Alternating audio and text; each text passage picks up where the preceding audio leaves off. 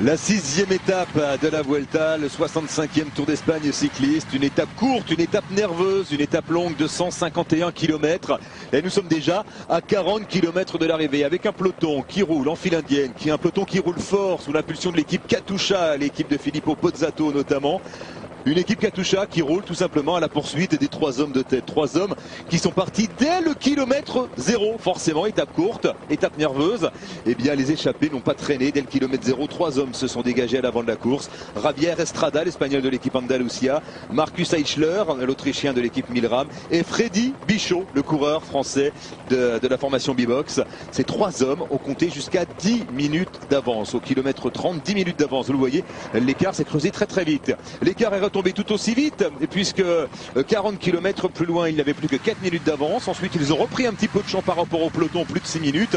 Et là, l'écart est de nouveau en train de diminuer. Regardez, moins de 4 minutes d'avance désormais pour les 3 fuyards par rapport. On les retrouve avec en première position Javier Estrada, l'Espagnol, Marcus Eichler, l'Autrichien qui passe, et donc Freddy Bichot, le coureur de l'équipe B-Box. Freddy Bichot, ce garçon de 31 ans qui avait entamé sa carrière chez les professionnels au sein de l'équipe Barlow World avant de passer chez la Française des Jeux sous la direction de Marc Madiot qui le voulait absolument. Ensuite direction la formation Agritubel durant 2 saisons entre 2007 et 2009 pour Freddy Bichot, et puis donc enfin l'arrivée dans l'équipe B-Box Bouygues Télécom. C'est avec une poignée de secondes que les 3 hommes de tête vont aborder l'ascension de l'Alto de la Cresta del Gallo. Regardez l'écart, moins de 3 minutes désormais. Moins de 3 minutes, on le rappelle, il y a de cela 20 km, l'écart était supérieur à 6 minutes 20 très exactement. 2,48 désormais donc pour les 3 hommes de tête. Javier Estrada, Marcus Eichler et Freddy Bichot. Et nous sommes à quoi 8 km et demi du pied de l'ascension de l'Alto de la Cresta del Gallo. Résultat, Jeff, certes, les 3 hommes de tête que l'on retrouve vont aborder l'ascension devant, à l'avant, mais avec une poignée de secondes d'avance. Voilà les hommes de tête qui eux normalement devraient pas tarder d'attaquer. Voilà, et bien on y est sur cette petite route étroite. C'est parti à 20 km de l'arrivée exactement. Mais malheureusement, voilà, route moins étroite. d'une minute. Freddy Bichot va attaquer, je pense.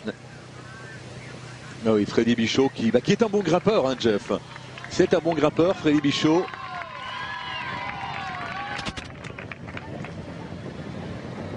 Alors vous voyez comme ces routes sont étroites, et bien pour la descente ce sera exactement la même chose. Regardez le peloton qui se rapproche, hein, c'est là-bas dans le fond, ils vont tourner, voilà, les coureurs viennent de tourner, vous les avez vus tout à l'heure, mais c'est très étroit, donc il va forcément falloir aller se placer, regardez.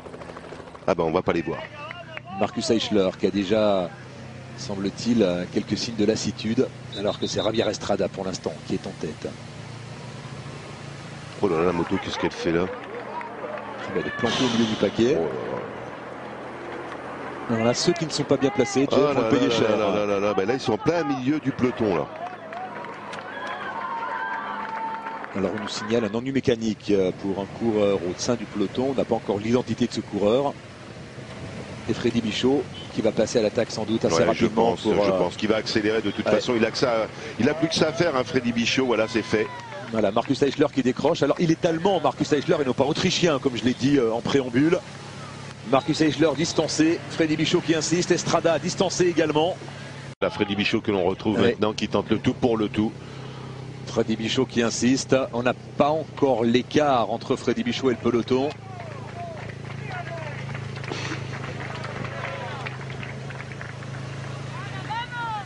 Allez, Freddy Bichot dans une partie un peu plus difficile là. Regardez le revêtement, Jeff. Hein. C'est une route qui ne rend pas. Non.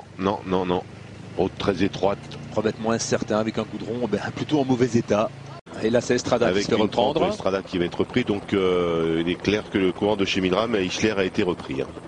Eichler a été repris bien sûr, puisque Eichler avait été distancé le premier. Alors Freddy Bichot, il lui faut combien? Il lui faut au moins 30 secondes. Hein. Il lui faut basculer avec 30 secondes, un peu plus même. Ça, hein. Même si la descente favorisera un homme seul. Hein, mais après on a quand même une partie plate derrière et qui ne sera pas compliqué tout seul. Hein. Avec Kolobnev maintenant qui roule pour l'équipe Katusha.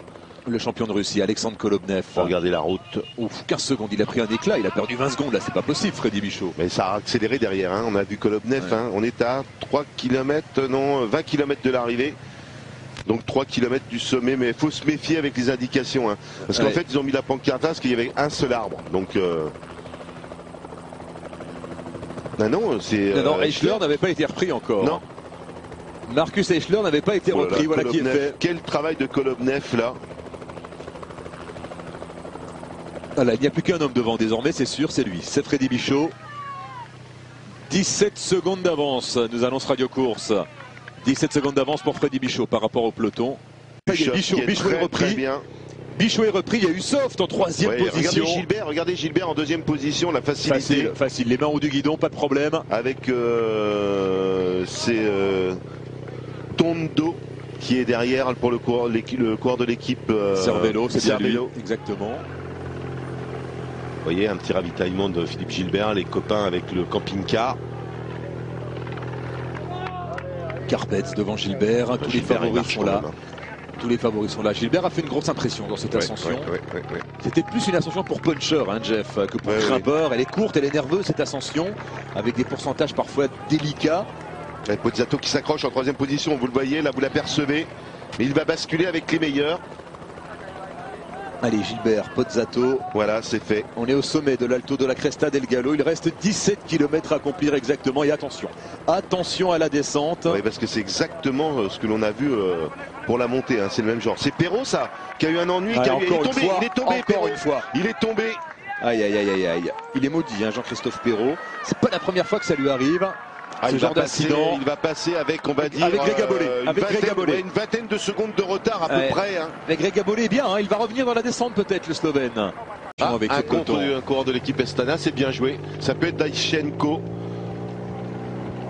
C'est souvent le coureur que l'on a retrouvé ces derniers temps quand c'était un petit peu difficile pour l'équipe Astana. C'était le seul qui allait faire quelques places. Alors est-ce que c'est lui? En tout cas, ce compte, c'est bien joué. Au moment où la jonction s'opérait, le coureur de l'équipe Astana, peut-être effectivement Alexandre Diachenko a contré.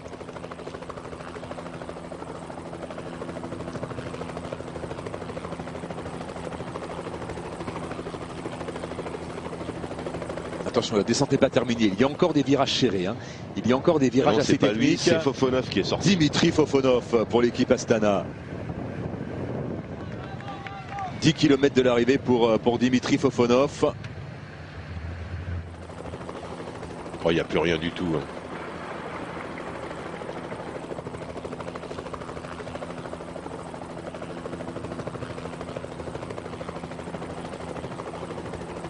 Hein. Ça y est, c'est terminé pour Fofonov. Échappé terminé pour Fofonov. On nous annonce simplement dans le peloton, mais ça m'étonne quand même. J'en voyais plus que ça, moi. Ah bah le double, hein, Jeff. Vous nous avez annoncé 60 coureurs. Il y en a que 30. Kolobnev que l'on aperçoit là-bas qui va venir rouler aussi. Un coureur de l'équipe de la FDJ là-bas remonte à l'extérieur. 7 km de l'arrivée. Peut-être Johan Ofredo hein, qui avait des envies sur cette étape. Alors que ça attaque à l'avant. Et c'est avec l'équipe qui est sorti maintenant. C'est Barredo qui est sorti. Carlos Barredo. Bon, bien voilà. Là, Barredo n'insistera pas aussi longtemps puisqu'il est déjà repris par le peloton. Enfin, par l'avant-garde du peloton. Regardez Torushoft. Kolobnev qui est là avec Torushoft, avec Pozzato, avec Gilbert. Ah, peut-être que Greg Gabolet est rentré. On aperçoit deux coureurs de l'équipe Lamprey.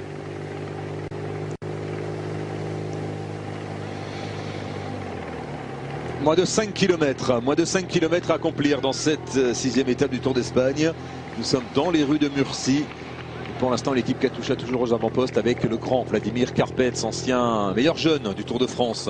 Allez, un coureur de l'équipe Bibox qui attaque là sur la droite. C'est bien fait, à 3 km de l'arrivée sur un énorme développement. Alors la plaquette de 4. Avec Perrault qui est passé. C'est Perrault qui revient dans sa roue maintenant. Jean-Christophe Perrault qui s'est bien remis de son ennui mécanique. Allez Jean-Christophe, on n'a rien à perdre de toute façon. Non, non, non. J'ai pas fait attention le coureur de... Alors, Vincent Jérôme ou Peric Kemener a priori hein, pour l'équipe Bibox. Moins de 3 km à accomplir. Jean-Christophe Perrault en tête devant Greg Van Avermaet. Attention, Greg Van Avermaet est là. Il est là, et oui, en deuxième position. Ça veut dire qu'il va faire le sprint, Greg Van Avermaet, avec également bien sûr Torushoft, qui est bien placé pour l'instant, Torushoft. Et Greg Van Avermaet, en fait, qui lance le sprint tout simplement Pozzato très bien Philippe Gilbert. Regardez Pozzato qui est très bien placé dans la roue de Torushoft, avec Greg Gabolet dans la roue de... Avec Greg Gabolet là. Pozzato. Hein. On a deux coureurs de l'équipe Milram également. Maintenant, avec Greg Van Avermaet qui lance le sprint. Personne n'a lancé encore à 400 mètres. On a Torusov qui est actuellement en 3e position, un coureur de l'équipe Euskaltel également, attention. Ouais, mais ils ne seront pas dans le sprint, je pense pas. C'est parti maintenant. Hein. C'est parti avec Philippe Gilbert. Philippe Gilbert qui lance de loin. D'un peu loin peut-être. Torusov qui va se dégager maintenant sur la gauche. Ouais, Torusov qui se dégage. Facilement. Torusov qui s'est dégagé en puissance. Le champion de Norvège pour aller cueillir une 3e victoire d'étape. Torusov qui s'impose pour la 3e fois dans sa carrière sur la Vuelta. Alors le coup avait été parfaitement préparé par les coureurs de l'équipe Cervélo. Et Benatti qui vient faire une place, hein, je pense. Daniele Benatti. Benatti. Ouais, coureur de l'équipe Liquigas, effectivement, peut-être Daniele Benatti à droite de l'écran. On voit Bollé plein centre, le coureur de l'équipe Lampré, le coureur de l'équipe Liquigas. Et Pozzato que l'on voit mais dépassé, qui n'était pas de mon côté. Débordé. Filippo Pozzato alors que son équipe a travaillé toute la journée. Victoire. Et Torusov. Samuel Dumoulin qui doit faire une place, peut-être dans les 10 premiers. Qui vient prendre la 4e place. On le voit bien, Pozzato va terminer 5e, Gilbert 6e Pozzato. Non, 5e Pozzato. 6e Gilbert. Ouais, 7e un coureur de l'équipe HTC. Ou peut-être Gilbert. Torusov, donc vainqueur de cette 6e étape de la Vuelta à Murcie. Torusov qui a vraiment le profil, hein, Jeff, pour ces étapes avec des difficultés dans les derniers kilomètres. Il a le profil. J'avais hésité hier parce qu'il n'était pas. Il disait qu'il jouait une victoire d'étape, c'est vrai, mais on le trouvait pas super bien. Mais écoutez, c'est fait. Et Alan la 2e place qui était là. Alan Davis pour l'équipe Astana, vous aviez bien vu. Et Dumoulin qui va chercher la 9e place. Nicolas Roche 10e. Et Peter Velits pour l'équipe HTC qui prend la 7e place. Peter Velits, on le rappelle, qui occupe toujours la 5e place au classement général.